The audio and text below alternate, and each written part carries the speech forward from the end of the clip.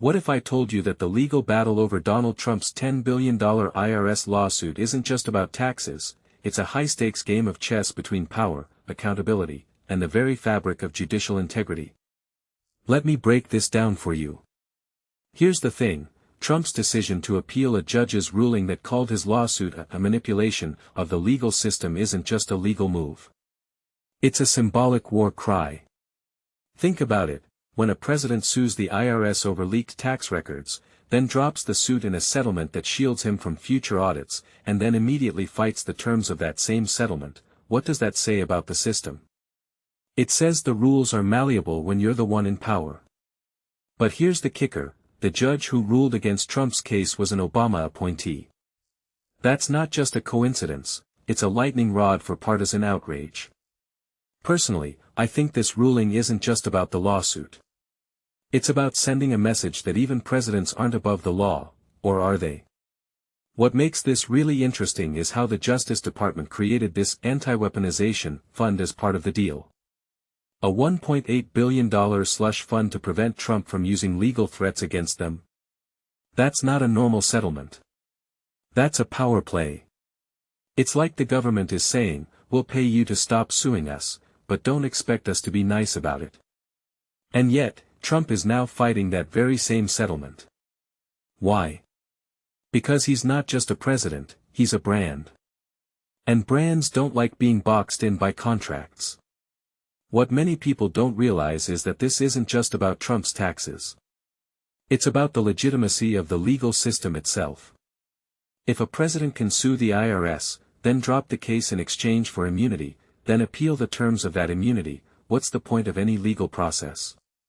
It's like a game where the rules change every time you blink. One thing that immediately stands out is the role of that rogue IRS contractor who leaked the tax records.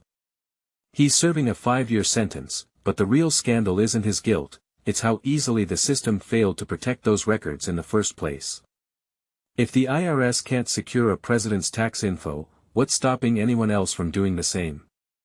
This raises a deeper question, is the legal system designed to hold power accountable, or is it just another tool for the powerful to manipulate? A detail I find fascinating is how Trump's legal team is framing the leak as a politically motivated act.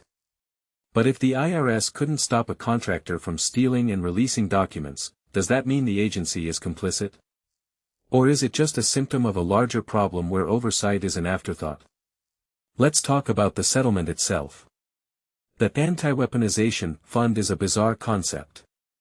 It's like the government is paying Trump to stop using the courts as a weapon against them. But here's the catch, Trump isn't just a president. He's a businessman. And businesses don't just walk away from deals, they negotiate. So when he says the fund is dead, but still wants to keep the audit protections, it's not about principle. It's about leverage. What this really suggests is that the legal system is no longer a neutral ground. It's a battlefield where everyone plays by their own rules. And if you take a step back and think about it, this whole saga is a microcosm of our current political climate. Where accountability is optional, and the law bends to the loudest voice. The bigger picture. This isn't just about Trump. It's about how we, as a society, are redefining what justice means when power is concentrated in the hands of a few. And the next time you hear about a lawsuit or a settlement, ask yourself, is this about justice, or just a game of survival?